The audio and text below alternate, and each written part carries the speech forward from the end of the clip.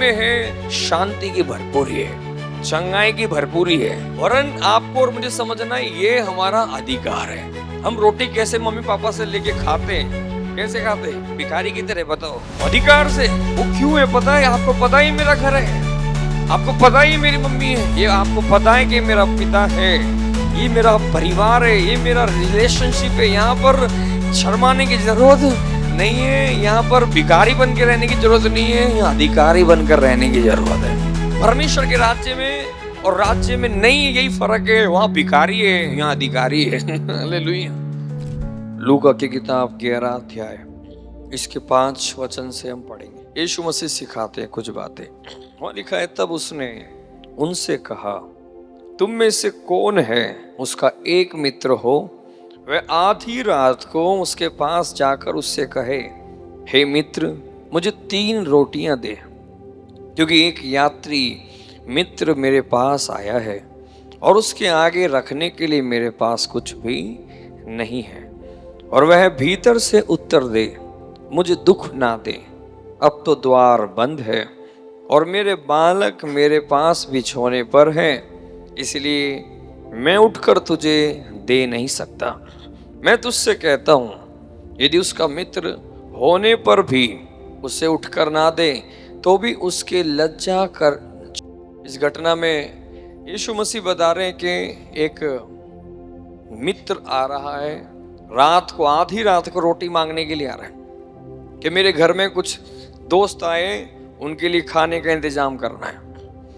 तो ये मालिक जो अंदर बैठा हुआ व्यक्ति उत्तर क्या दे रहा है, मेरे बालक मेरे साथ अभी सोए हुए हैं, मेरे बालक मेरे साथ है। ऐसे ही बोल रहे हैं, मेरे बालक मेरे साथ बिछोने पर है और इसलिए मैं उठकर तुझे दे नहीं सकता।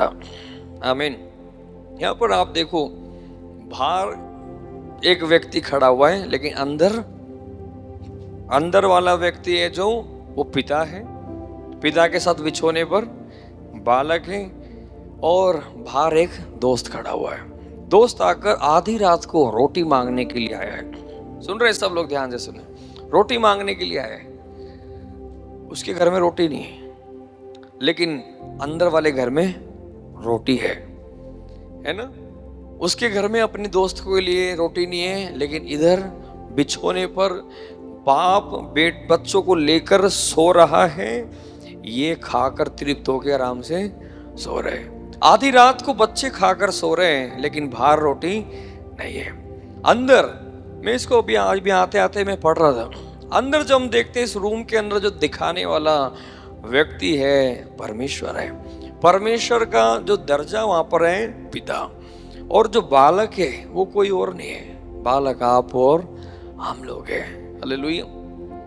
आपको समझना है, हमें यीशु मसीह शुरुआत से लेके एक रिश्ते के बारे में समझाते हैं। बाहर जो व्यक्ति है जो अभी तक परमेश्वर के राज्य में नहीं आया है, उनके पास रोटी की कमी हो सकती है, प्रॉब्लम हो सकते हैं, लेकिन एक बाप जिसके साथ है तो उसे किसी भली वस्तु की घटी कभी भी नहीं हो सकते। समझ में आ रहे? बल्कि बालक को पापा क्या कह रहा है, मेरे बच्चे मेरे साथ बिछोने पर है, मैं उठकर नहीं दे सकता। हम एक जगह में देखते हैं, यीशु मसीह जब जा रहे थे, एक स्त्री आकर कह रही है, हे परमेश्वर मुझ पर दया कर, मुझ पर दया कर। तो यीशु मसीह ने बोला है, मैं बच्चों की रोटी कुत्तों को नहीं दे सकता हूं। वहां पर बच्चे कौन है? जो परमेश्वर के राज्य के बच्चे। बच्चों की रोटी उस समय में, जो घटना उस समय में बोली गई थी, वो इज़राइल के लिए थी। यीशु मसीह यहूदियों के बीच में आया सुसमाचार लेके, और अभी यीशु की सेवका यहूदियों के लिए थी, अन्य जातियों के लिए नहीं थी। अन्य जातियों को उस समय में कुत्ते का दर्जा दिया जाता था, इतना ज्यादा गैप था, इसलिए बाइबल में लिखा है यहूदी लोग अन्य जातियों से कोई व्यवहार नहीं रखते थे। यीशु मसीह ने भी बोला, अभी ये रोटी उन्हें अभी कुत्तों के लिए नहीं है। हालेलुया। लेकिन जब हमने परमेश्वर पर विश्वास किया, आज मसीह में आने के बाद, आपको पता है पौलुस बताते हैं, हम जंगली जैतून थे, लेकिन हमें असली वाले जैतून के साथ साथ दिया। हम सब लोग सच में जंगली जैसे थे, है ना? हमारे अंदर बिल्कुल भी प्यार नहीं था। हम सब गुस्सा करना, मारना, बिल्कुल ऐसे जंगलियों की तरह जीवन बिता रहे थे। लेकिन यीशु मसीह के द्वारा हम सबको परमेश्वर ने अपना बेटी और बेटा बनाया। हम जंगली थे, आज असली के साथ जोड़ दिए गए, एक रिश्ते में लेकर आया परमेश्वर। अभी ये रोटी जो दर्शाते हैं, ये रोटी दर्शाते हैं जो बाइबल के अंदर आत्मिक भाषा में एक इंसान के उद्धार को, छुटकारे को, आशीष को, चंगाई को, जो भी कुछ आपके जीवन में, हमारे जीवन में चाहिए, ये रोटी उसी बात को दर्शाती है। वो स्त्री भी आकर मांग रही है, रोटी मुझे दे दो, जो उद्धार दे दो, छुटकारा दे दो, मेरी बेटी बीमार है, चंगाई दे दो।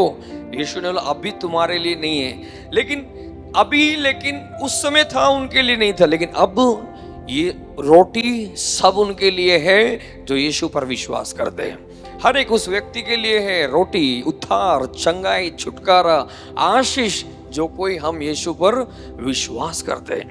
हालेलुया। अभी आपको समझना है, अब हम उस मित्र की तरह नहीं है जो खटखटा कर रोटी मांग रहा है। आप तो और मैं तो घर के अंदर आ चुके हैं। समझ में आ रहे? हम यीशु पर विश्वास करने के द्वारा परमेश्वर के राज्य के अंदर आ चुके, राज्य के बच्चे बनकर अब तो अधिकार है पापा की रोटी खाकर तृप्त रहने के लिए। सुन रहे? मुंह लटका के मत बैठो ऐसे। अब आप भिखारियों की तरह मांगने की जरूरत नहीं, दे दो ना दे दो, रोटी दे दो ना, जाके खा के आराम से सो जाओ। हालेलुया। अब तुम घर के लोग हो। घर के अंदर जब होते हैं तो घर के अंदर हम मांगते नहीं भिखारियों की तरह, प्लीज दे दो, एक रोटी दे दो। आप जाके बोलते रोटी दे दो, भूख लग रही है। एक रिलेशनशिप जब तक समझ में नहीं आएगा ना, हम भिखारियों की तरह मसीह में आज भी जीते रहते, मांग रहे भिखारियों की तरह, आधी रात को दे दो प्रभु दे दो रोटियां। मैंने बताया चंगाई अब इस रोटी को दर्शाते, उद्धार, छुटकारा, दुष्ट आत्माओं से आजादी, ये सब कुछ जो हमारी फाइनेंशियली नीड्स, ये सब कुछ उस रोटी के अंदर दर्शाते हैं जो एक इंसान की जरूरत है। हालेलुया। सुन रहे हैं? लेकिन ये जब तक हमारे अंदर, मैं आपको बोलूं, जब तक इसको आप सोचने लग जाओगे ना, जो मैं बातें आपको समझा रहा हूं इन दिनों में, ये सोचते सोचते आपके जीवन के अंदर परमेश्वर की आत्मा के काम प्रकट हो जाते हैं। बाइबल में जो पढ़ते हैं, मैंने पिछले दिनों नाइट प्रेयर में बोला था, ये यूसुफ सोच रहा था मैं मरियम को त्याग देता, बोल नहीं रहा था, सोच रहा था। लिखा हुआ है स्वर्गदूत उसी रात सपने में आया, ऐसे गलती ना करना। इसका मतलब क्या? हम सोच रहे हैं ना, स्वर्ग काम करने लग जाएगा। उस लेवल पे काम करता है हेवन, जब आप जिस लेवल पे सोच रहे हो। हालेलुया। समझ में आ रहे? ये लाइन इतनी बड़ी लंबी लाइन बनाई है तुमने, बहुत बढ़िया। स्कूल वाले भी नहीं बनाएंगे ऐसी, तुम्हें आधी तो यहाँ पे लानी चाहिए थी। हालेलुया। वो सच में इधर उधर जा जाके बार बार किसी से मांगने की जरूरत नहीं है, कोई मेरी मदद कर दो, ये सीख जाओ। ये वचन जितना आप समझने लग गए, आपका जीवन कितना सुंदर होता चला जाएगा। हालेलुया। अभी तो उपवास चल रहे, इसलिए तो रोटी की बात ज्यादा करना सही नहीं है। रात को खा सकते हैं, कोई दिक्कत नहीं है। लेकिन आप सच बताओ, जो बच्चे हैं, आप घर में रोटी खाने के लिए बड़ी मुश्किल उठानी पड़ती है क्या? है? लेकिन घर से बाहर रहते हैं ना जो बच्चे, उनसे पूछो, बड़ी मुश्किल है। जो बच्चे पढ़ने के लिए कहीं बाहर रहते हैं, उनसे पूछो, बड़ा मुश्किल है, बेचारे मैगी बना बना के खा रहे हैं। कहीं रोटी होटल से मांग के लेके आते हैं, बड़ी मुश्किल से 4 की जगह 3 ही खा लेते हैं, क्योंकि महंगाई बहुत हो रही है। बाहर जाके सच में रोटी की वैल्यू पता चलती है। मैं भी कभी हम बाहर होते हैं ना, खाना खाने कहीं होटल में बैठते, कई बार लेट हो गए कुछ है, तो पता चलता है भाई साहब 500 रुपए की एक थाली। ये तो हमारे घर में इसकी वैल्यू ही नहीं होती। घर में हम तो बचा के छोड़ देते हैं, लेकिन इधर 500 रुपए की 3 रोटी 2 सब्जी दे रहा है। इतना वैल्यू है उस खाने की। बाहर पतली पतली सी रोटी 35 रुपए की, 40 रुपए की इतनी पतली पतली सी रोटी देते हैं। हमारे घर में कितनी हम एक्स्ट्रा खाए थे, आधे हम गाय को खिला देते हैं, क्योंकि घर के अंदर रोटी की कभी कभी वैल्यू इसलिए नहीं समझ में आती, भरपूर ही है। होता है कि नहीं होता है? आपके घर में ही बचती हैं रोटियां, बचती है ना, सुबह गाय को दे दो, कूड़े वाले को दे दो, इसको दे दो, उसको दे दो, लेकिन बाहर जाके देखो उस रोटी की वैल्यू है। हालेलुया।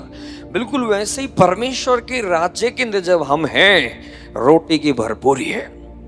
बोलो आमीन। भरपूरी है, हालेलुया, सब चीज की भरपूरी है, लेकिन भार है तो इस राज्य से इसकी कमी है, इसकी प्रॉब्लम है, उनके पास है ही नहीं, हालेलुया। इसी में है शांति की भरपूरी है, चंगाई की भरपूरी है, आमीन। वरन आपको और मुझे समझना है ये हमारा अधिकार है। हम रोटी कैसे मम्मी पापा से लेके खाते हैं, कैसे खाते हैं? भिखारी की तरह, बताओ, हैं? अधिकार से, है ना। स्कूल से आते बच्चे भिखारी की तरह मांगते थे क्या तुम लोग, हैं? मम्मी जी एक रोटी दे दो, भूख लग रही है। हम बोलते मम्मी जल्दी से खाना दे दो, भूख लग रही है। मम्मी ने नहीं भी दिया तो खुद ही करके खा लिया। वो तो छोटे बच्चों के, जब बड़े हो जाते तो खुद ही खा लेते हैं और वेट नहीं करते किसी का, कोई आएगा जब खाएंगे, कोई देगा। हम खुद ही अपने आप घुमाया, प्लेट सब कुछ खा के बैठ जाते हैं, सो भी जाते हैं, हालेलुया। वो क्यों है पता है? आपको पता ही मेरा घर है, आपको पता ही मेरी मम्मी है, ये आपको पता है कि मेरा पिता है, ये मेरा परिवार है, ये मेरा रिलेशनशिप है। यहाँ पर शर्माने की जरूरत नहीं है, यहाँ पर भिखारी बन के रहने की जरूरत नहीं है, यहाँ अधिकारी बनकर रहने की जरूरत है। परमेश्वर के राज्य में और राज्य में नहीं, यही फर्क है। वहां भिखारी है, यहाँ अधिकारी है, हालेलुया। समझ में आ रहे? ये सोच बदलनी है बस। जैसे जैसे सोच बदलती जाएगी, ये मैं आपको बोलना चाहता हूं, कुछ मसीह लोग, सबका एक ही खुदा है, फर्क इतना ही है, कुछ इस वचन के बारे में प्रकाशन पाकर सोच बदल गई, वो ऊंचाई पे पहुंच गए। कुछ आज भी इस वचन के बारे में सही प्रकाशन ना पाते हुए वहीं रह गए। कुछ बेटे बनकर जी रहे हैं, कुछ भिखारी बनकर जी रहे हैं, हालेलुया। है एक ही बाप, लेकिन समझ की अपनी अपनी कमी के कारण है। हमें दुनिया के तरीके से नहीं, बाइबल से सीखना है परमेश्वर के साथ हमारा जीवन कैसे हमें जीना है, आमीन, हालेलुया। अब जब आपकी मम्मी, आपने रोटी मांगी, मम्मी भूख लग रही है, रोटी दे दो, तो मम्मी क्या करेगी? बोलो ना, इतने परेशान क्यों है आप? क्या करती मम्मी? ऐसे देखते ही घूर घूर के, क्या रोटी देगी, और आप क्या करते हो? पकड़ लो ना रोटी, पकड़ो। आपने क्या किया है? इसके लिए कितनी प्रार्थना करनी पड़ी, कितना मुश्किल सहना पड़ा। इतना इजी है परमेश्वर से आशीषित होकर जीवन बिताना, इतना आसान है चंगाई प्राप्त करना परमेश्वर से, इतना इजी है हमारे जीवन के अंदर। लेकिन ये वचन के अंदर जब हम देखेंगे, सोचेंगे, समझेंगे और जिएंगे वैसे, जब है, नहीं तो बड़ा कठिन हो जाएगा। आपने और अभी हम आगे पढ़ेंगे, हमने मम्मी से रोटी मांगी, पापा से मांगी, पापा ने दे दी, हमने वहां से ये बहुत वहां पर नाक रगड़ के घुटनों पे आके बड़ी प्रार्थना करके आज रोटी मिलेगी, ऐसे नहीं है। रोटी पापा के घर में आराम से मिलती है, सच में बड़ी आराम से मिलती है। आज हम सब जो घरों में जी रहे हैं, कितनी आराम से मिली। पापा बेचारे मेहनत करके लाते हैं और हम मेहनत नहीं करते, पापा मेहनत करते हैं। हम तो आराम से सब लोग घर में पका पकाया हम सबको परमेश्वर दे रहे, पापा मेहनत करते। सच में आपको हमारे सबके पापाओं के लिए भी धन्यवाद देना चाहिए। मेहनत वो लोग करते हैं हमारे लिए, कहाँ से कमा के लाते हैं, मेहनत करके लाते हैं, हम आराम से घर में खाते हैं। अरे रोटी दे दे भाई, हालेलुया। ये रिलेशनशिप को हमें सीखना है, सिंपल है। आप जब आपका रिश्ता जितना बढ़ जाएगा, आप 10 दिन तक एक विषय के लिए मांगते नहीं रहना। आपने बोल दी पापा मुझे आशीष दो, विश्वास करें, दे दिया। और आमीन जो बोलते हैं उसका मतलब क्या है पता है? मैंने विश्वास कर लिया, आपने दे दिया। फिर ऐसे जियो, आपके हाथ में है। फिर अब दोबारा से ऐसे बेवकूफ वाली बातें ना करो, हम तो ऐसे ही हैं। तो इसका मतलब तुमने आमीन ऐसे ही बोल दिया था। आमीन वर्ड का मतलब है ऐसा ही हो गया। मैंने प्रभु से बोला, परमेश्वर मेरे शरीर में प्रॉब्लम है, यीशु के नाम से मैं चंगाई को रिसीव करता हूं, आमीन। इसका मतलब अब ऐसे जीने लग जाओ, चंगा हो गया। क्योंकि अगर इधर वाली मम्मी से एक बार बोला दे दिया तो उधर वाला पिता इससे भी अच्छा है, और वो एक बार ही दे देगा। इसलिए तो बाइबल में कहते बक बक ना करना। कुछ पता है, प्रार्थनाओं के विषय में जब हम समझते हैं, प्रार्थना के समय में हमारी जरूरतों के लिए ज्यादा बक बक ना करना। प्रार्थना में हम अपनी जरूरतों को मांगना गलत नहीं है, प्रभु घर दे दे, लेकिन बार बार ये इसलिए बाइबल में यीशु ने क्या बोला, तुम्हारा पिता जानता है तुम्हें ये चाहिए, इसलिए ज्यादा बक बक इन जरूरतों के लिए ज्यादा रिपीटेशन ना करो। इसके लिए तो आप सीधा बोल के पापा से ले लो। बाय फेथ परमेश्वर के साथ आप रिलेशनशिप में जीना है। सुन रहे, हम में से कोई भी गरीबी में नहीं रहना। अभी भी सारे गरीब रहना चाहते तुम लोग हैं? उपवास में थोड़ा आवाज ढीली हो गई क्या? हालेलुया। संडे प्रभु ने अनुग्रह किया, मैं 4 सेशन प्रचार किया और मुझे ऐसा लग रहा था हर संडे खा के प्रचार करता था, थक जाता था। इस संडे में थका ही नहीं। 4 सेशन प्रचार करके 12 बजे भी मैं ऐसा था ताजा कि मैं अभी फिर से प्रार्थना में बैठ जाऊं, क्योंकि परमेश्वर हमें नया बल दे रहे। हम थकेंगे नहीं, हालेलुया। बल्कि मैंने पता 4था सेशन में ज्यादा चिल्ला के प्रचार किया, और सबसे ज्यादा प्रचार किया 4थे सेशन में मैं 1.5 घंटे से ज्यादा प्रचार किए। हर सेशन में 45 मिनट प्रचार किया। 4था सेशन जब सबसे ज्यादा बिल्कुल निचोड़ने वाला सेशन है, वहां परमेश्वर ने ज्यादा बल दे दिया। हालेलुया। 100 किलोमीटर गाड़ी चला के आया हूं अभी भी मैं, सुबह 4 बजे से उठ के परमेश्वर के साथ समय बिता के, फिर दिल्ली से यहाँ तक आने के बाद यही है हमारा जीवन। आलसियों की तरह पड़े नहीं रहना। हम परमेश्वर की एक बात और आपको समझना है, आपका रिश्ता प्रभु के साथ है ना, आपको मन करेगा हर दिन परमेश्वर के साथ बैठने के लिए।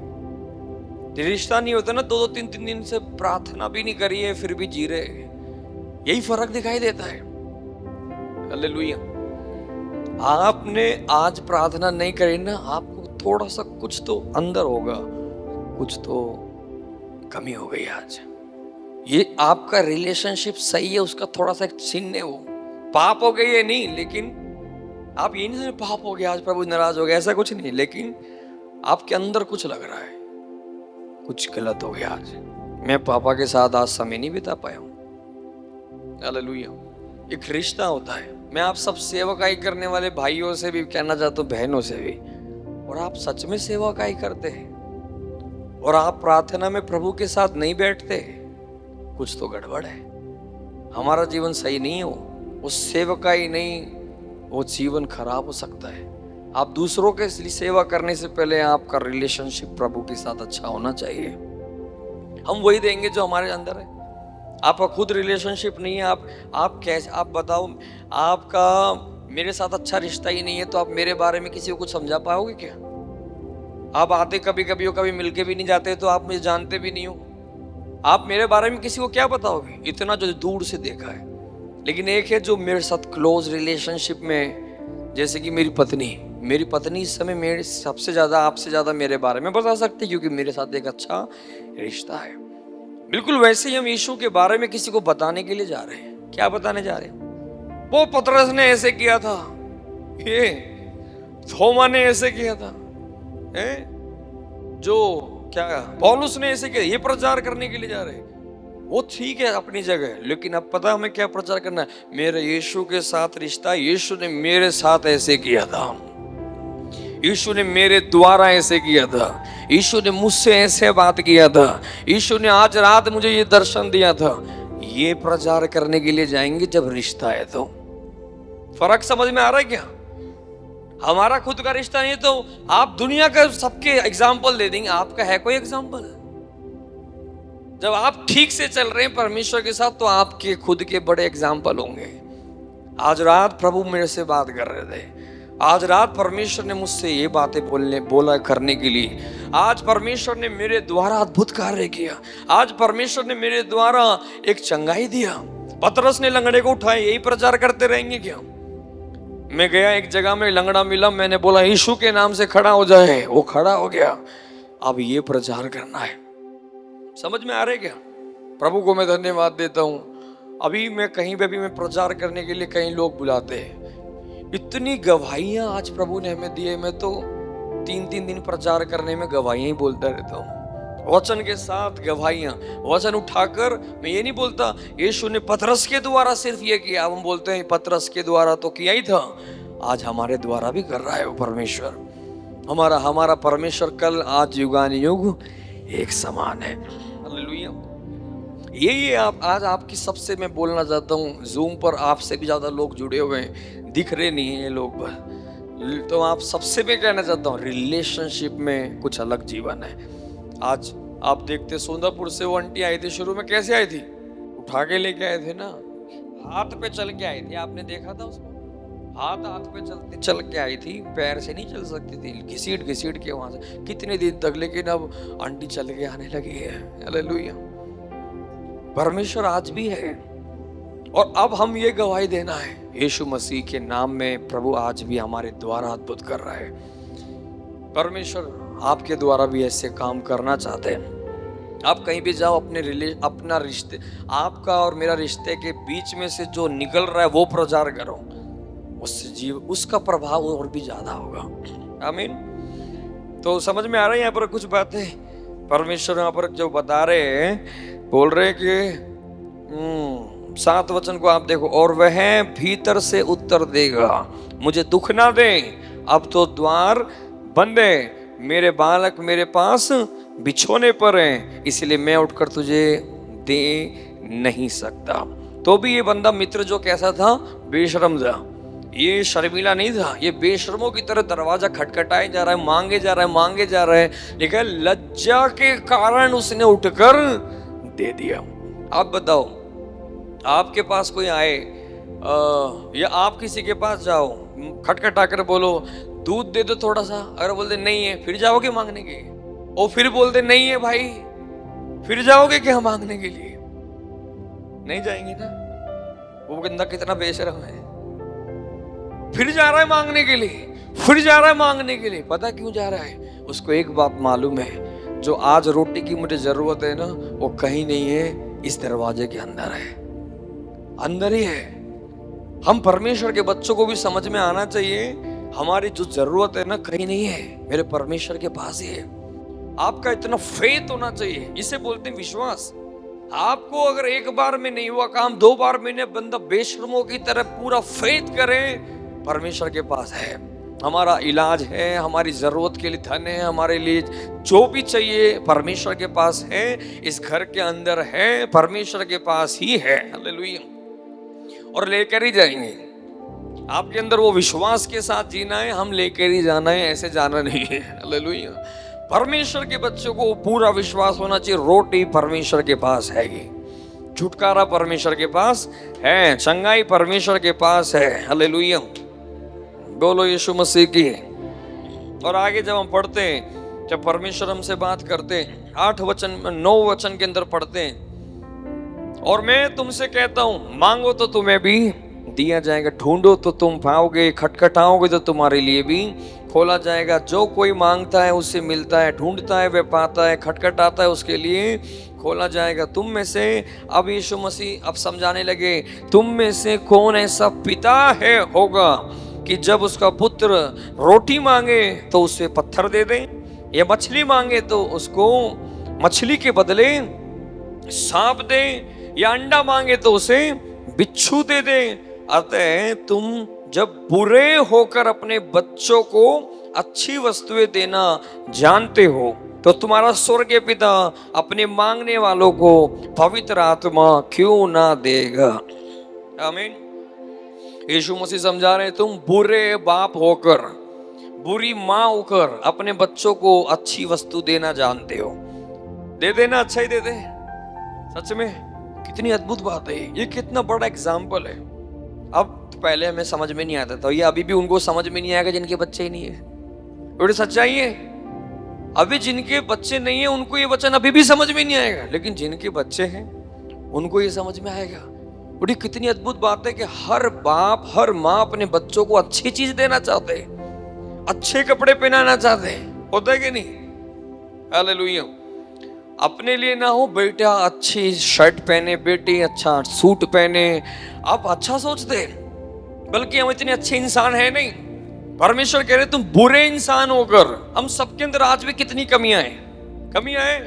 आज भी हमें गुस्सा भी आता है, आज भी हमारे अंदर जलन भी आती है, कड़वाहट भी आती है, नफरत भी आते हैं, आज भी हम कभी कभी लड़ाई भी कर लेते हैं, आज भी कभी गलत विचार भी आते हैं। हम आज भी कितनी कमियों वाले इंसान हैं, तो भी अपने बच्चों के लिए अच्छा ही कर रहे हैं। परमेश्वर कह रहे हैं ध्यान से सोचो, तुम अगर अपने बच्चों को अच्छा सोचते हो, अच्छा देते हो, तो तुम्हारा स्वर्गीय पिता, फिर यीशु मसीह दोबारा से ध्यान लेके जा रहे हैं, तुम्हारा स्वर्गीय पिता। यीशु ने ये नहीं बोला मेरा पिता, तुम्हारा स्वर्ग में एक पिता है, वो तुम्हें अच्छी वस्तुएं क्यों ना देगा। आमीन बोलो, देगा, पक्का देगा। हालेलुया। आप ये, लेकिन आपका विश्वास होना ही है, मेरा स्वर्गीय पिता मुझे अच्छी वस्तुएं बोल रहे ना, देगा तो देगा। हालेलुया। अब मैं आपको कहना चाहता हूँ, मैंने पिछले संडे बोला, आपका विश्वास इस लेवल पे होना है, मेरा पहनने के लिए मेरा पिता उत्तम देगा, मेरा खाने के लिए मेरा परमेश्वर उत्तम देगा, पीने के लिए उत्तम देगा, रहने के लिए उत्तम देगा, सब कुछ। अगर इधर वाले पापा ने अपने जीवन भर हमें इतना अच्छा दिया है, तो ये पक्का है इस पापा से भी उत्तम देने वाला एक पिता जीवित है, वो देगा।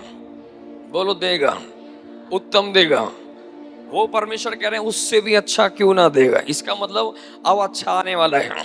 जितना आपका विश्वास स्वर्ग के पिता पे बढ़ेगा, अभी तक जो इस वाले पिता ने किया है उससे भी अच्छा स्वर्ग से आने लग जाएगा।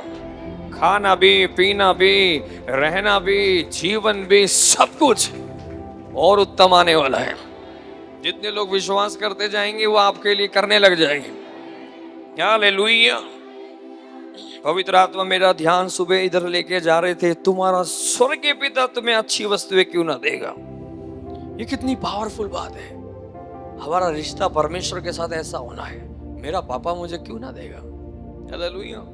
सब कुछ देगा, वरन लिखा हुआ है पवित्र आत्मा भी क्यों ना देगा। इन सब चीजों से भी बढ़कर है पवित्र आत्मा। आपकी कपड़ा, नौकरी, मकान, इन सब से भी बढ़कर है पवित्र आत्मा।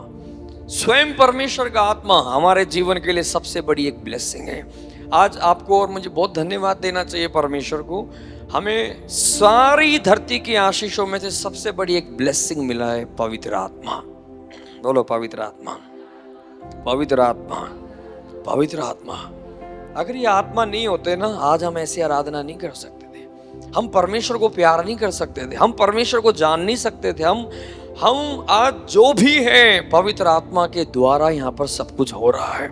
इसलिए तो प्रभु को बोलना है परमेश्वर आत्मा के लिए धन्यवाद। आपको अगर नौकरी वोकरी नहीं भी मिली तो बोलना है प्रभु पवित्र आत्मा मिला है उसके लिए धन्यवाद। नहीं तो जिन लोगों के अंदर पवित्र आत्मा नहीं है उनका मसीह जीवन ठंडा हो गया, उनका मसीह जीवन खत्म हो गया, उनका मसीह जीवन रीति रिवाज बन गया। लेकिन पवित्र आत्मा जब तक है आपके लिए आज भी मसीह जीवित है। आपके लिए मसीह कहानी नहीं है, मसीह परमेश्वर आज भी प्रकट हो जाएगा। आपके लिए असाधारण काम पवित्र आत्मा करने में मदद करेंगे। हालेलुया। परमेश्वर की महिमा हो। आप मेरे साथ पढ़ेंगे पहला यूहन्ना, जल्दी से आकर पढ़ें पहला यूहन्ना 3 अध्याय। पहला यूहन्ना 3 अध्याय और उसका पहले वचन को देखो क्या लिखा है परमेश्वर के वचन के अंदर। देखो हाँ लिखा, देखो पिता ने हमसे कैसा प्रेम किया है कि हम परमेश्वर की संतान कहलाए। आमीन। सब लोग पढ़ें, पिता ने हमसे कैसा प्रेम किया है, हम परमेश्वर की संतान कहलाए। और हम सब बोलो हैं भी, कहलाए सिर्फ नहीं, हम हैं भी। हालेलुया। ये परमेश्वर के वचन में लिखा हुआ है। अभी आपको भी बोलना है, अब हम परमेश्वर की संतान कहलाएंगे, नहीं सिर्फ हैं भी। इस कारण संसार हमें नहीं जानता क्योंकि उसने उसे भी नहीं जाना है। ये बात सच्चाई, आज भी संसार इस बात को नहीं जानता कि आप और मैं परमेश्वर की संतान है। उसमें टेंशन नहीं लो, क्योंकि ये दुनिया वाले परमेश्वर को भी अभी तक नहीं जानते, तो आपको कहां से जानेंगे कि आप परमेश्वर की संतान है। लेकिन आपको पता होना चाहिए क्योंकि उसने उसे भी नहीं जाना। हे प्रियो, सब लोग बोलो, अब हम परमेश्वर की संतान हैं और अभी तक ये प्रकट नहीं हुआ हम क्या कुछ होंगे। आमीन। आज परमेश्वर कह रहे हैं अभी तुम परमेश्वर की संतान हो, लेकिन हे प्रियो अभी ये प्रकट नहीं है सही से, आने वाले दिनों में क्या कुछ होगे। ये कहां के बारे में बात हो रही है? आने वाले दिन पता है? स्वर्ग में। अभी तो परमेश्वर ने हम सबको अपनी संतान बना लिया, लेकिन अभी भेद छिपा हुआ है। जब स्वर्ग में जाएंगे बहुत सारी चीजें प्रकट होंगी, अगर आप प्रभु में बने रहे तो पता भी नहीं है। यूहन्ना कह रहे क्या कुछ होंगे। हालेलुया। संतान के साथ साथ पता नहीं स्वर्ग में किस एरिया में परमेश्वर आपको अधिकार ठहरा दे। किसी को परमेश्वर कुछ बना दे, किसी को कुछ बना देगा, कुछ नहीं पता। अभी तो ये भेद में रखा हुआ है, लेकिन आने वाले दिनों में हमें नहीं मालूम क्या कुछ होंगे। आमीन। इतना जानते हैं कि जब वह प्रकट होगा तो हम उसके समान होंगे। हालेलुया। यूहन्ना बोल रहे इतना जरूर जानते हैं, जब यीशु प्रकट होंगे बादलों पर हम उसके समान देखेंगे। अभी अपने आप को देख लेना, हम सब लोग आने वाले दिनों में जब यीशु के सामने खड़े होंगे यीशु के समान दिखाई देंगे। मुश्किल होगा पहचानना इनमें यीशु कौन है, क्योंकि आज जैसे दिख रहे हैं हम ये नहीं होंगे। पौलुस कहते हैं हम सब लोग बदल जाएंगे, हम रूपांतरित हो जाएंगे, हम महिमा में शरीर में आ जाएंगे और सब के सब आज ऐसे नहीं दिखेंगे सूट में बैठी हुई, सब ग्लोरी में, महिमा में, उस महिमा का वस्त्र पहनकर यीशु के साथ खड़े होंगे। पहचान नहीं पाएंगे, बिल्कुल यीशु के समान दिखाई देंगे, क्योंकि पता है हम हैं ही संतान किसकी? उसी की संतान है। हालेलुया। ये कितनी भेद की बात है। हमारे चर्च वाले, दुनिया वाले इसी दुनिया की बातों के पीछे सर दर्द करके अपना टेंशन ले लेके परेशान है, लेकिन भेद बाइबल में छिपा हुआ है। यहाँ पर सब कुछ मसीह में आकर खत्म नहीं हुआ, शुरू हुआ है। बहुत कुछ प्रकट होने वाला है। हालेलुया। बोलो बहुत कुछ प्रकट होगा। पता नहीं है ये क्या बन रही होगी स्वर्ग में, ये कहाँ होगी, ये कौन होंगे, पता नहीं है। ये सब भेद है। बने रहो प्रभु में, सही से जियो परमेश्वर के साथ। क्या कुछ होंगे अभी तक तो कुछ भी पता भी नहीं है। हालेलुया। और एक बात है, हर बच्चा, अभी तिमुथी को देख के किसी को पूछना नहीं पड़ता ना किसका बच्चा है? मैं कहीं भी खड़ा हूं लोग बता देते हैं ये किसका है। ये तो पास्टर का ही बेटा लग रहा है, क्योंकि देखने में मेरे जैसा ही लगता है ना? ऐसे बोल रहा हूं, क्या लगता भी है। मैं भी देखता हूं यार ये क्या बनाया है परमेश्वर ने। इसके कान मेरे जैसे, इसके दांत मेरे जैसे, उसके पैर की उंगलियां मेरे जैसी, उसके नाखून मेरे जैसे। मैं कभी कभी देखता हूं उसको एग्जैक्ट, हाथ की लकीरें बिल्कुल मेरे जैसी, उसकी आंखें, उसकी पलकें, उसकी आईब्रो बिल्कुल मेरे जैसी है। मैं कभी कभी देखता हूँ कि ऐसे जैसे तो होते हैं ऐसे, लेकिन बिल्कुल फोटो कॉपी कैसे निकालते परमेश्वर। और उसका सब कुछ। मेरी मम्मी ने मेरी छोटेपन की फोटो मुझे भेजी और तिमुथी की फोटो से मिला के मम्मी कह रही देख कितना ऐसे लग रहा है, बिल्कुल तिमुथी छोटा हो गया जैसे। बिल्कुल मेरी, जब मैं भी इतना ही था छोटा उम्र का, जब की फोटो मेरे पास मम्मी ने भेजी थी, तो मैं भी सच में बोल रहा था प्रभु तेरा धन्यवाद, ये कितना बड़ा एक चमत्कार है, ये साधारण बात नहीं है। तो इधर वाले बाप के बच्चे बाप के जैसे दिखते हैं, उधर वाले बाप के बच्चे भी उसके समान ही दिखाई देंगे। हालेलुया। लेकिन फर्क क्या है पता है? इधर शरीर का बच्चा है वो, मेरा शारीरिक बच्चा है वो, इसलिए शरीर में मेरे जैसा है, कि आत्मा में वो परमेश्वर का बेटा है। और आप और मैं भी परमेश्वर के बेटे। आत्मा में जब आत्मिक जगत में और आत्मिक रूप देखेंगे तो हम सब आत्मिक तौर से देखेंगे ना, अपनी स्पिरिट को, अपनी आत्मा को, हम सब यीशु मसीह जैसे दिखाई देंगे। समझ में आ रही मेरी बात? तो आपका कहने का मतलब परमेश्वर का ऐसा नहीं है जैसे आज आप दिख रहे हैं मांस और लहू में। परमेश्वर आत्मा है और हम सबके अंदर उसका आत्मा आज वास करते हैं। और ये वचन कितना सुंदर है, मैं सुबह पढ़ रहा था, हम सब लोग पापा के समान दिखाई देंगे। हालेलुया, बोलो उसके समान दिखाई देंगे। आमीन, बोलो यीशु के समान दिखाई देंगे, बिल्कुल यीशु जैसे दिखाई देंगे। हालेलुया, ढूंढना मुश्किल हो जाएगा आपको उस दिन, पास्टर अभिषेक कहाँ गए हो, यीशु है, ये पास्टर है, कहाँ है, ये वचन में लिखा हुआ है, से बिल्कुल एक जैसे दिखेंगे। उस दिन को देखो, जब मसीह के साथ जी रहे तो उस दिन को हमेशा देख के याद करो, इन वचनों के द्वारा उस बातों को देखना शुरू करो। हम मसीह के करीब आते जाएंगे। हम प्रभु में आने के बाद इस दुनिया की ही बातों के पीछे चले जा रहे तो ये सब कुछ हाथ से ना जाए। एक दिन हम बहुत कुछ होने वाला है। हालेलुया, बोलो बहुत कुछ होने वाला है। अभी तो हमारा मसीह जीवन शुरू ही हुआ है, आगे ये जीवन अनंत काल के लिए है। आमीन, हालेलुया। अब मेरे साथ परमेश्वर का वचन में पढ़ेंगे मत्ती की किताब, उसका 10 अध्याय, जल्दी से पढ़ो। और यीशु मसीह समझा रहे, इसीलिए मनुष्य से मत डरो, क्योंकि कुछ ढका नहीं जो खोला ना जाए, और ना कुछ छिपाए जो जाना ना जाए। जो मैं तुमसे अंधियारे में कहता हूं उसे तुम उजियाले में कहो। जो कान सुनते हो उसे छत पर से प्रचार करो। जो शरीर की को घात करते हैं पर आत्मा को घात नहीं कर सकते, उनसे मत डरना, पर उसी से डरो जो आत्मा और शरीर दोनों को नरक में नष्ट कर सकता है। क्या पैसे में 2 गौरैया नहीं बिकती? तो भी तुम्हारे पिता की इच्छा के बिना उनमें से एक भी भूमि पर नहीं गिर सकती। किसके पिता की इच्छा के बिना? तुम्हारे वाले पापा, हालेलुया, तुम्हारे पिता की इच्छा के बिना एक भी गौरैया नीचे नहीं गिरती। तुम्हारे सिर के बाल भी सब गिने हुए हैं, इसलिए डरो नहीं, तुम बहुत गौरैयों से बढ़कर हो। आमीन। यीशु मसीह हमें समझा रहे हैं, क्या है, कितना सुंदर एग्जाम्पल ले रहे।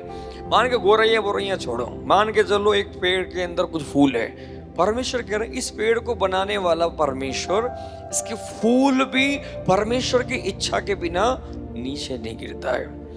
तुम इस पेड़, फल, फ्रूट, पक्षी, इन सबसे ज्यादा बहुमूल्य हो। परमेश्वर की दृष्टि में हमारा मूल्य बहुत ज्यादा है। आमीन। लेकिन आपको भी ये समझ में आना चाहिए, हम तो क्या ये सब वचन नहीं जानते तो हम बोलेंगे कोई हमें वैल्यू नहीं देता, कोई हमें नहीं समझता, कोई प्यार नहीं करता, यही गाना गाते रहते। शैतान बोलता सच कह रही है तू, मर जा तू आज ही, गोली खा ले तू, लटक जा ऊपर पंखे में, क्योंकि सच में तुझे कोई प्यार नहीं करता। लेकिन ये सब कुछ झूठ है। हालेलुया। इसलिए बाइबल कहती है वचन ना जानने के कारण मेरे लोग नाश हो रहे। शैतान कैसे नाश कर रहा है? क्योंकि लोग नहीं जानते कि इन्हें कोई भी प्यार करे ना करे, परमेश्वर बहुत प्यार करते हैं। वो स्वर्ग का पिता है। इन सारी दुनिया की सब चीजों से ज्यादा वैल्यू हमें देने वाला कोई है, वो परमेश्वर है। हालेलुया। ओ, हम जैसे भी हैं हमें परमेश्वर बहुत प्यार करते हैं। बोलो, हमें बहुत प्यार करते हैं, सबसे बढ़कर हमें प्यार करते हैं। पता है बाइबल में एक वचन लिखा हुआ, परमेश्वर ने जगत से ऐसा प्यार किया। जगत हटाकर अपना नाम लिख रखने की कोशिश करो। मुझसे ऐसा प्यार किया कि अपना इकलौता बेटा हमारे लिए मरने के लिए दे दिया। इसका मतलब क्या हो गया पता है? अपने इकलौते बेटे से भी ज्यादा प्यार परमेश्वर ने हमसे किया। वो है परमेश्वर का पिता का प्यार। हम बोलते कोई प्यार नहीं करता हमें, परमेश्वर कह रहे भाई यार अपने बेटे को भी तेरे लिए दे दिया, इससे ज्यादा प्यार और कौन करेगा। लेकिन जब तक हम उस स्वर्गीय पिता की ओर नहीं देखेंगे हम कभी तृप्त नहीं हो पाएंगे, क्योंकि दुनिया वाले लोगों ने हमें नहीं बनाया, और ना इनके प्यार से हम तृप्त हो पाएंगे, ना इनकी मदद से हम तृप्त हो पाएंगे। परमेश्वर ने बनाया है, उन्हीं से हम तृप्त हो सकते हैं बस। इसलिए यीशु मसीह सारे प्रचार में बार बार बोल रहे हैं स्वर्गीय पिता की ओर देखो, स्वर्गीय पिता। हालेलुया। सपने में भी अब यही आना चाहिए, स्वर्गीय पिता। इधर के सारे विचार हटा दे दिमाग में से, आपके दिमाग में यही अब हमेशा चलता रहे, स्वर्गीय पिता। बोलो स्वर्गीय पिता। मैं प्रचार आपको बार बार इसलिए कर रहा हूं, इतना सुने आपके दिमाग में इतना घुस जाए।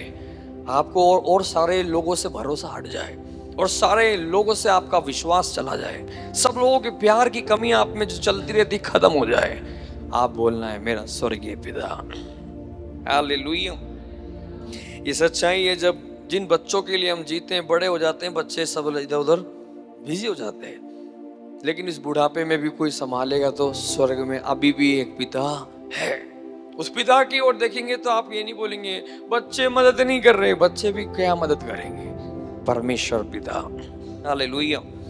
मुझे बहुत अच्छा लगता है, परमेश्वर को मैं धन्यवाद देता हूँ इन सारे वचनों के लिए। परमेश्वर के प्रेम इन वचनों से हमारे हृदय में भर जाए, हमारा रिश्ता पिता के साथ और गहरा होता जाए। हालेलुया। आप कुछ वचनों को मेरे साथ पढ़ेंगे, मत्ती की किताब उसका छठा अध्याय देखो, छठा अध्याय, जल्दी से छठा अध्याय। कुछ वचन मैं बोल रहा हूँ, आप नोट कर लेना अपनी बाइबल में, बस देखते चले जाना। उसके अंदर पर यीशु मसीह ने एक ही अध्याय में कितनी बार हमें ये सिखाया, पिता पिता पिता पिता बोलना सिखाया। पहले छठे अध्याय के पहले ही वचन के अंदर देखो क्या लिखा हुआ है, सावधान रहो, तुम मनुष्य को दिखाने के लिए अपने धर्म के काम ना करो, नहीं तो अपने किसके, अपने स्वर्गीय पिता से कुछ फल ना पाओगे। किसके पिता से? अपने स्वर्गीय पिता से। किसके पिता से? अपने मतलब क्या? हाँ, परमेश्वर कह रहे थे अपने पिता से कुछ नहीं पा पाएगी। और वो भी कौन सा पिता? स्वर्ग का पिता, आपका अपना स्वर्गीय पिता। हालेलुया। और आप देखो उसका 4 वचन के अंदर देखो क्या लिखा हुआ है, ताकि तेरा दान गुप्त रहे, और मेरे साथ बोलो, और तब तेरा पिता जो गुप्त में देखता है। किसका पिता? यीशु फिर से बोल रहे हैं, तू जहां दान देते गुप्त में दो, तब तेरा पिता, यहां पर भी यीशु नहीं कह रहे मेरा पिता, तेरा पिता तेरे को गुप्त में देखेगा, तेरा दान गुप्त में देखेगा, आपके कामों को गुप्त में देखेगा, आपकी प्रार्थना को गुप्त में देखेगा, तेरा पिता। हालेलुया। आप मेरे साथ देखो छठा अध्याय के छठे वचन में देखो क्या लिखा हुआ है, जब तू प्रार्थना करे तो अपनी कोठरी में जा और द्वार बंद कर और अपने पिता से। किससे? देख रहे हो यीशु मसीह के प्रचार में एक ही अध्याय में कितनी बार, अभी आप नोट करते जाना कितनी बार यीशु ने बोला, कहां पर? जब तू प्रार्थना करे अपनी कोठरी में जा, अपने पिता से जो गुप्त में है प्रार्थना कर। ये बहुत पावरफुल है। अगर आपका रिलेशनशिप, मैं आपको बता दूंगा सच में आपका कितना अच्छा है परमेश्वर के साथ, आप मुझे ये बताना बस आप अकेले में कितना देर प्रार्थना करते हैं, पता चल जाएगा। क्योंकि यीशु कह रहे हैं जब तू गुप्त में प्रार्थना करेगा, जब तेरा रिश्ता बढ़ेगा, तब तेरा पिता वो देख रहा है। हालेलुया। एक परमेश्वर के बहुत बड़े सेवक से किसी ने पूछा, पास्टर जी कैसे पता चलेगा इस व्यक्ति का रिश्ता परमेश्वर के साथ बहुत अच्छा है? उन्होंने ये वचन उठा के बोला, मुझे इससे ये पूछ के बताओ कि अकेले में कितनी देर प्रार्थना करता है, बस मैं बता दूंगा इसका रिश्ता कितना अच्छा है पिता के साथ। दुनिया के सामने आप कितना भी कुछ हा हू ही करते रहो, ये सब हो सकता है। बच्चे तो फिर भी हैं। हालेलुया। आप पापा के साथ ना भी बैठो अपने पापा के साथ, इसका मतलब बच्चे नहीं है क्या? बच्चे तो फिर भी हैं, लेकिन एक होता है बैठते हैं पापा के साथ, रिश्ता है, बात करते हैं, चीत करते हैं, अकेले में रहते हैं, खाते हैं, साथ बातें करते हैं, वो एक अलग है, रिश्ता एक अलग ही होता है। सुन रहे? इधर आप सबसे भी मैं बोलना चाहता हूँ, मैंने अपने जीवन में यह अनुभव किया, जिन सेवकों का पर्सनल प्रेयर लाइफ गया, सेवकाई खत्म हो गई। बहुत सारे लोगों की सेवकाई, अच्छे वर्शिप लीडर्स को मैंने देखा, उनका प्रेयर लाइफ अकेले का खत्म, उनकी वर्शिप खत्म। अच्छे आवाज वालों की आवाजें काम नहीं आती है, उन्हें प्रभु में बना कर रखने के लिए, उन्हें प्रभु में बनाए रखने के लिए अकेले का रिश्ता पिता के साथ। बोलो पिता। एक रीति रिवाज की तरह नहीं है, बोलो पिता। कभी कभी, हालेलुया, इधर देखो इधर, हालेलुया, जब कभी कभी आप थक रहे होंगे, बहुत थकावट हो रही होगी, कभी कभी हो सकता है, हमेशा तो नहीं होती, इतना तो क्या करते हैं हम जो थक जाएंगे, कभी कभी बहुत थकावट भी है, और आप पूरे दिन परमेश्वर के साथ नहीं भी बैठे, तो भी इतना कर लेना, सिर्फ जाके कम से कम अकेले में कहीं जाके थोड़ी देर बैठ ही जाना। इतना सा भी कर दिया ना आपने, बैठ ही गए, कुछ भी नहीं बोल रहे, ओ प्रभु धन्यवाद, अच्छा दिन था प्रभु आज का, अच्छा लगा, ओ परमेश्वर हम आपको धन्यवाद देते हैं। इतना भी आप अकेले में थोड़ी देर बैठते हैं ना, इसलिए नहीं रीति रिवाज पूरा करने के लिए, हम सब रीति रिवाज वाले बन जाते हैं। प्रभु धन्यवाद, पूरा दिन संभाला, आमीन, सीधा कंबल के अंदर गया। ये सब रूटीन वाला नहीं है। ये सब तो अच्छा है। अकेले में, चाहे आप अकेले में बैठ के कुछ भी मत बोलो, ऐसे ही बैठ जाओ, परमेश्वर को इतना अच्छा लगता है, आके आपके साथ बैठ जाइए, आपको अनुभव होगा पिता आपके साथ है। ये यहां से दिखता है रिश्ता है। आप गाना भी नहीं गा रहे, जाकर बस बैठे हुए। मैं सच बोलूं तो मैं अकेले में प्रार्थना में पूरी पूरी रात बैठ जाता हूं। मैं कोई गाना ही नहीं गाता, एक भी गाना मैं नहीं गाता, ना मुझे गाना उस समय में अंदर से आता, ना मैं कुछ और करता। मैं पता नहीं, मैं कभी नहीं पता चलता मैं कर क्या रहा हूं। पूरी रात चली गई है। बातचीत होते हैं, रिश्ते में बातचीत होते हैं। हम नॉर्मल बातचीत करता हूं मैं कभी कभी, प्रभु यीशु क्या करना है परमेश्वर आप बताओ, आपके मन में क्या चल रहा है। परमेश्वर ने पिछली रात मुझे मंडे में बोला 40 डेज फास्टिंग कर। मैंने ठीक है हम करेंगे। पापा भी उससे ही बोलेगा जो लग रहा है करेगा। हमारा शेड्यूल बिजी काफी रहता है, लेकिन मेरे मन में एक ही बात थी, परमेश्वर ने बोला है तो हम करेंगे। तो हम प्रार्थना में ये है, हम गए, कभी कभी पूछते भाई तू 2 घंटे प्रार्थना करके आया, 3 घंटे, प्रभु ने कुछ बोला है क्या? कुछ भी नहीं बोला। पता है क्यों? क्योंकि हम बोल बोल के तो आए हैं, हम सुन के नहीं आए, हम अपनी सुना के आ गए बस। होता है कि नहीं? हमारी प्रार्थना क्या? प्रभु यीशु के नाम में मेरा पति ठीक हो जाए, मेरे घर में ये हो जाए, मेरे ये हो जाए, और आमीन। चलो चलो, ये रिश्ता नहीं है। ये सब बोल दिया, हो गया। अब थोड़ा सा आप भी सुनो, परमेश्वर क्या बोलना चाहते हैं। परमेश्वर के मन, परमेश्वर सच में आज भी हमसे बात करना चाहते हैं। रिलेशनशिप हुई है तो कभी कभी आप, मैं बोलना चाहता हूँ, कितनी भी थकावट हो, थोड़ा समय बैठना। यीशु मसीह वही कह रहे हैं, गुप्त की प्रार्थना। मुझे ऐसे सेवकाई करने वाले बिल्कुल भी अच्छे नहीं लगते जिनका पर्सनल प्रेयर लाइफ नहीं है। और मैं सच बोल रहा हूं, मैं उसको सेंस कर सकता हूं कि ये व्यक्ति का प्रार्थना जीवन खत्म हो गया है। जब कोई भी व्यक्ति मेरे साथ स्टेज में या किसी कई जगह में, किसी के घर में प्रार्थना के लिए कोई मेरे साथ खड़ा हुआ है, आत्मा में मैं उसको सेंस कर सकता हूं इस व्यक्ति का प्रार्थना जीवन है या नहीं है।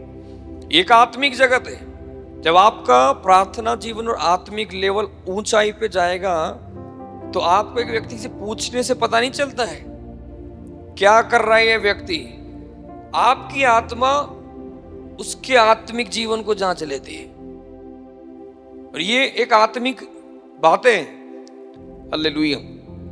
आप एक व्यक्ति के साथ थोड़ी देर खड़ा होने से आपकी आत्मा, हमारे अंदर जो आत्मा है उसको सीमित नहीं है, वो तुरंत सेंस कर लेता ये इंसान है कौन।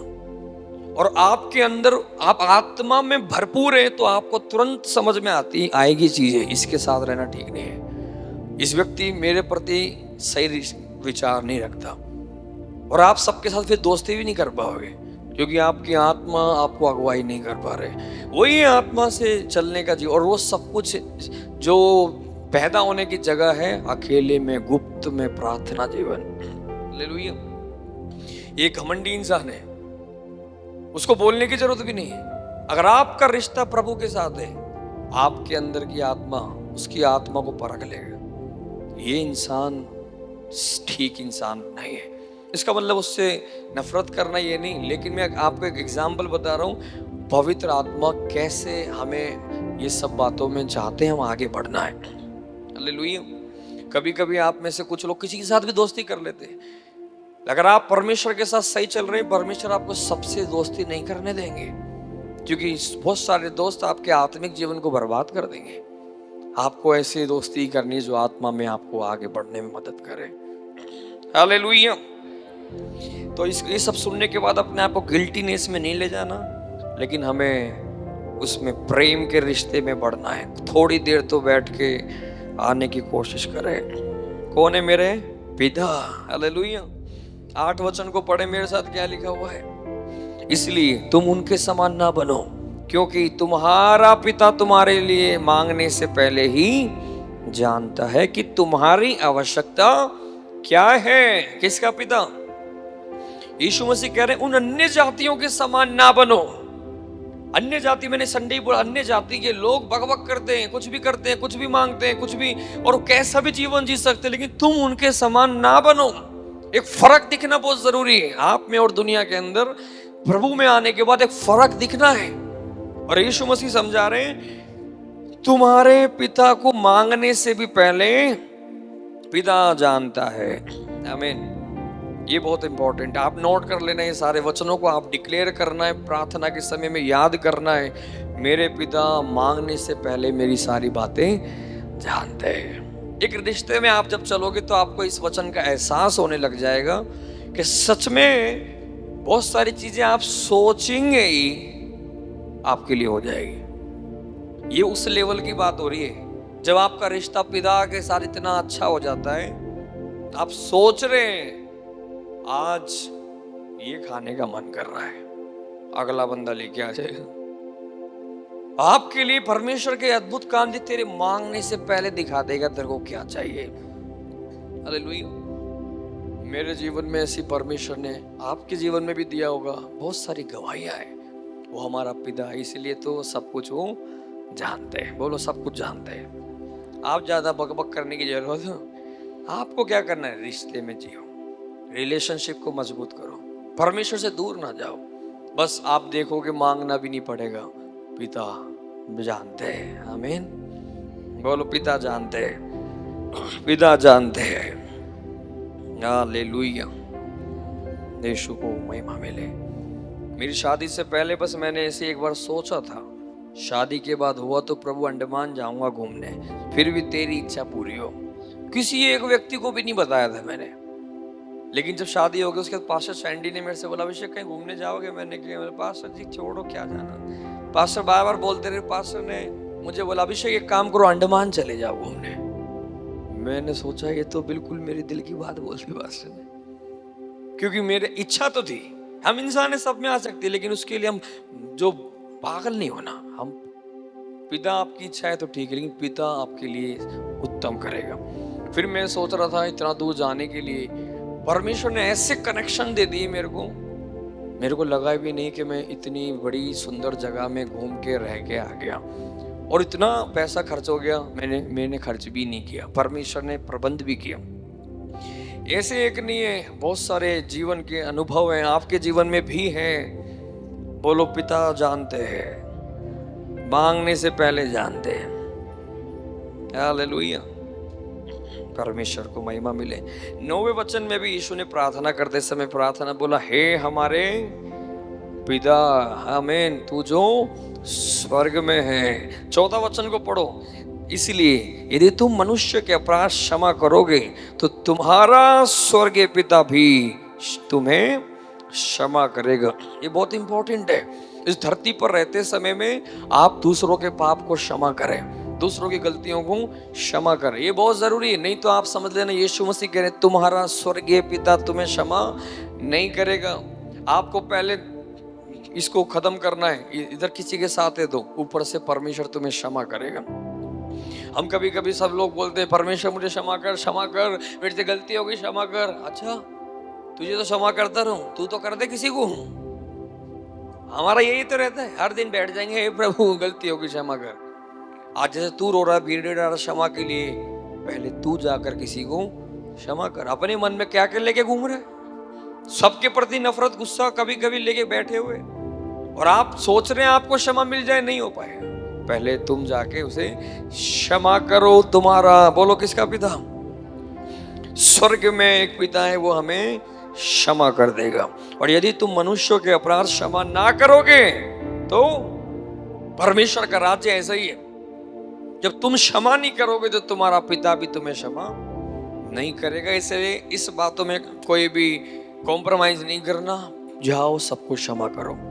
फास्टिंग में है, हर एक को क्षमा कर दे, तुम्हारा स्वर्गीय पिता तुम्हें भी क्षमा करेगा। हालेलुया। 17 वचन देखो क्या लिखा हुआ है, परंतु जब तू उपवास करे और अपने सिर के ऊपर तेल मल और मूत हो, ताकि लोग नहीं परंतु किसका पिता? तेरा पिता, हालेलुया, जो गुप्त में है तुझे उपवासी जाने, इस दशा में तेरा पिता जो गुप्त में देखता है तुझे प्रतिफल देगा। कोई भी उपवास में आपसे मैं कहना चाहता हूं, मुंह लटका के मत रहना। यीशु मसीह कह रहे हैं, क्या हुआ तुम्हें? उपवास में हूं तो तुझे क्या रिवॉर्ड मिलेगा? क्या सोच रहे हो कि आपको ज्यादा सम्मान दें? आज ऐसे चेहरा बना के कभी भी ना रखना कि आप बहुत बड़ा कष्ट उठा रहे हैं परमेश्वर के लिए। हमेशा चेहरे के अंदर खुशी दिखने पाए, किसी को पता भी ना चले आप उपवास में, बल्कि आपका चेहरा पहले से ज्यादा शाइन मारना चाहिए। हालेलुया। सच में बोल रहा हूँ, सच में उपवास सही से कर रहे हैं प्रभु की महिमा के लिए, जीने के लिए ना, इस 40 दिन बाद आप सब लोग थोड़े थोड़े से और गोरे हो जाओगे। नहीं, मैं रियल में बोल रहा हूँ, क्योंकि इसका एक शाइन अलग ही होगी। क्योंकि मूसा 40 दिन प्रभु के साथ जब बैठ गया ना, जब उतर के आया था तो उसका चेहरा लोग देख नहीं पा रहे थे, ग्लोरी चेहरे में प्रकट हो रहे थे। हालेलुया।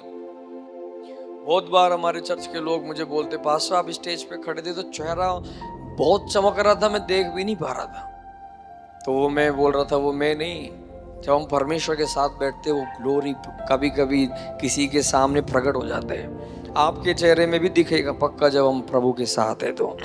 आमीन। हालेलुया।